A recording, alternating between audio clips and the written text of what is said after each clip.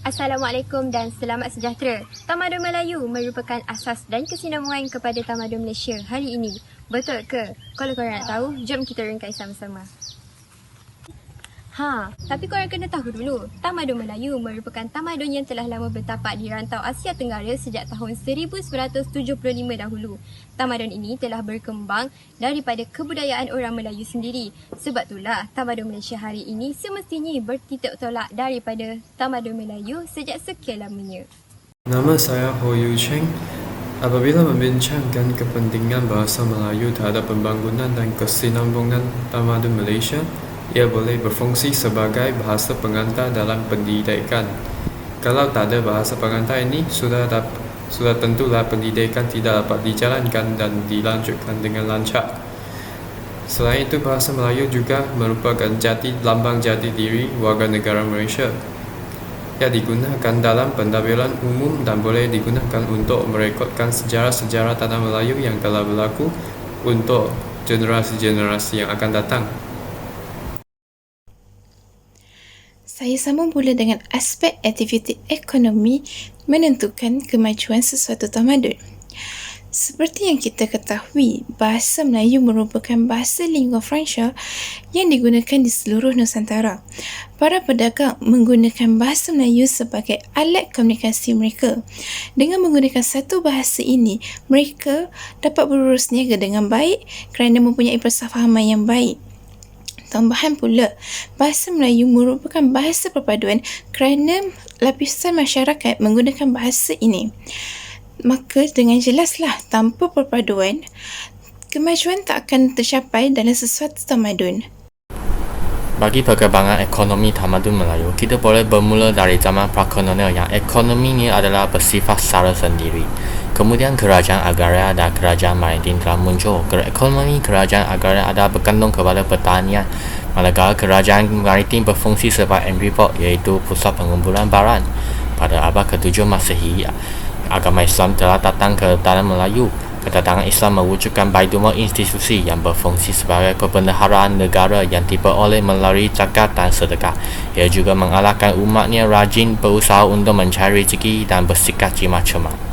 Kedatangan Islam ke tanah Melayu telah menyebabkan perkembangan aktiviti perniagaan. Terdapat lihat bahawa urusan perdagangan pada zaman Kesultanan Melayu Melaka adalah sangat tersusun. Seterusnya, terdapat perkembangan penggunaan mata wang timah setelah kedatangan Islam. Sejak abad ke-18, penjajahan British telah mengubah sistem ekonomi di tanah Melayu. Dasar British juga mewujudkan ekonomi duaan atau duit ekonomi, yang bermaksud kewujudan dua ekonomi secara serentak, dan ekonomi tersebut adalah ekonomi dagangan dan ekonomi sara diri. Setelah tanah Melayu mencapai kemerdekaan, program-program pembangunan ekonomi telah dilaksanakan seperti dasar ekonomi baru dan dasar pembangunan negara. Program pembangunan ekonomi ini telah dilaksanakan melalui rancangan pembangunan 5 tahun. Sehingga kini, terdapat 11 rancangan Malaysia yang telah dilaksanakan, dan setiap rancangan yang digubal adalah berdasarkan keperluan ekonomi pada waktu tersebut.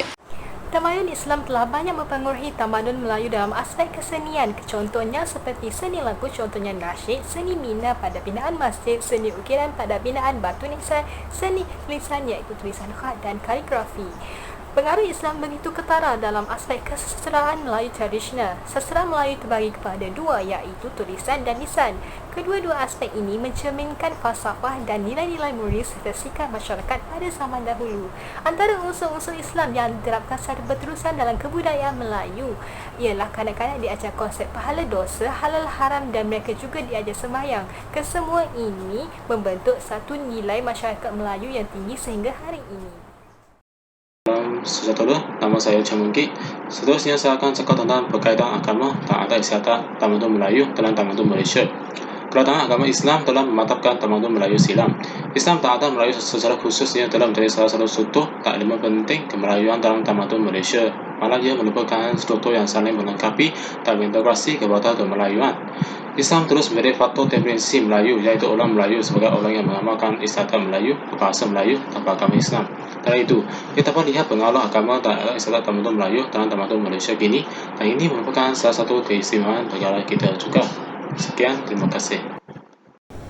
Pada hari ini, sistem pemerintahan tamadun Malaysia adalah sumbangan daripada tamadun Melayu. Hal yang demikian dapat dilihat menerusi sistem politik di Malaysia. Sistem pemerintahan beraja adalah sumbangan dalam tamadun Melayu, di mana sistem ini menetapkan Yang di-Pertuan Agong sebagai ketua agama negara dan menganggotai 3 badan kerajaan iaitu Badan Pemerintahan, Badan Kehakiman dan Badan Perundangan. Beliau juga tidak berkuasa mutlak dan bertindak di atas nasihat Perdana Menteri. Tersebut adalah bukti kesinambungan antara tamadun Malaysia dan tamadun Melayu dari segi sistem pemerintahan. Sorotan sejarah sifat toleransi tamadun Melayu terhadap kerjasama antar kaum di Malaysia dapat dilihat dalam pelbagai bentuk hubungan yang telah terbina. Antaranya ialah berkaitan dengan tuntutan politik dan parti perikatan serta pemberian taraf kewarganegaraan. Sejarah telah membuktikan bahawa kaum-kaum yang berada di Malaysia hari ini lebih kaya daripada orang Melayu. Hal ini berpunca dari sikap orang Melayu yang tidak tamak. Sejarah juga telah membuktikan bahawa sudah lama orang Melayu berjiran dengan orang bukan Melayu lebih daripada 200 tahun yang lalu. Kita memberikan apa yang kita ada kepada mereka dengan tidak menunjukkan sedikit pun rasa cemburu. Demikianlah rentetan dari sikap toleransi tamadun Melayu terhadap pemajukan kaum di Malaysia. Terima kasih. Dalam membina peradaban bangsa Malaysia, budaya dan nilai luhur yang wujud dalam agama Islam dan orang Melayu perlu diperkasakan dan dijadikan sebagai teras kepada perpetokan dan pembinaan bangsa Malaysia dan negara Malaysia. Pencapaian dan kejayaan masyarakat Melayu dahulu melambangkan tamadun dan budaya yang menyebabkan masyarakat Melayu menjadi satu golongan yang dikenali dan dihormati serta disanjung tinggi.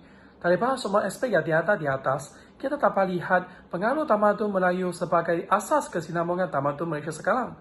Dengan itu, saya rasa bahawa tamadun Melayu merupakan sebuah tamadun yang unik kerana perkembangannya melalui masa yang lama dan juga melalui berbagai peringkat, di mana setiap peringkat itu dipercayai meningkatkan kesan yang mendalam terhadap negara, bangsa dan generasi yang akan datang.